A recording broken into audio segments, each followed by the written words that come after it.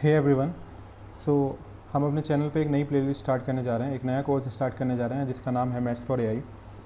इसमें हम देखेंगे कि आखिर आपको एक डेटा साइंटिस्ट बनने के लिए या फिर एक एआई इंजीनियर बनने के लिए, एक एमएल इंजीनियर बनने के लिए, मशीन लर्निंग इंजीनियर बनने के लिए कितनी मैथ्स की रिक्वायरमेंट है। ठीक है, उस पूरी मैथ्स के सारे टॉपिक्स को हम कवर अप करेंगे और उस मैथ्स को हमें पढ़ना क्यों है, ठीक है, हम वो भी देखेंगे साथ साथ। तो सबसे पहले हम समझते हैं कि हमें किन किन चैप्टर्स पे ध्यान देना है, ठीक है, कि मैथ्स के किन किन चैप्टर्स पे ध्यान देना है अगर हमें एज अ डेटा साइंटिस्ट काम करना है या फिर एमएल इंजीनियर अगर हमें बनना है। तो ज़्यादा नहीं, हमें इन 3 चैप्टर्स पे ध्यान देना है। पहला है प्रोबेबिलिटी एंड स्टैटिस्टिक्स, ठीक है, दूसरा है आपका लीनियर अलजेब्रा और तीसरा है आपका कैलकुलस।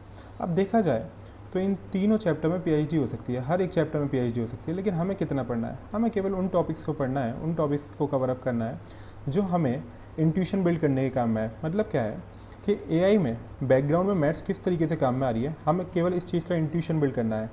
आर्टिफिशियल इंटेलिजेंस में, किसी भी मशीन लर्निंग मॉडल में पीछे मैथ्स की बहुत हैवी कंप्यूटेशन चल रही होती है, तो हमें उस चीज़ को समझना है कि आखिर वो कैसे वर्क कर रहा है। ठीक है, तो अगर हम बात करें प्रोबेबिलिटी में, हम देखेंगे इवेंट्स क्या होता है, बेस थ्योरम क्या होती है, कंडीशनल प्रोबेबिलिटी क्या होती है, रैंडम वेरिएबल क्या होता है, डिस्ट्रीब्यूशन क्या होता है, मीन क्या होता है, मीडियन क्या होता है, और भी काफ़ी कुछ हम देखने वाले हैं।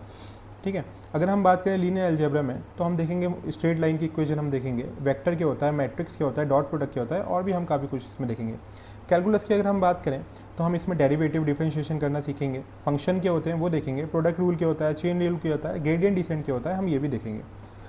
तो हमने देख लिया कि हमें करना क्या क्या है। ठीक है, अब हम जब इसको पढ़ रहे होंगे तो हम इस तरीके से इसको पढ़ेंगे ताकि हमें एक इंट्यूशन बिल्ड हो कि ये जो टॉपिक्स हैं और जो एक्स्ट्रा टॉपिक्स हम पढ़ रहे होंगे वो किस तरीके से हमारे मशीन लर्निंग मॉडल में काम में आते हैं। हम इस तरीके से इसको कवर अप करेंगे। तीसरी चीज़ क्या है कि आखिर हमें मैथ्स की रिक्वायरमेंट पड़ती ही क्यों है।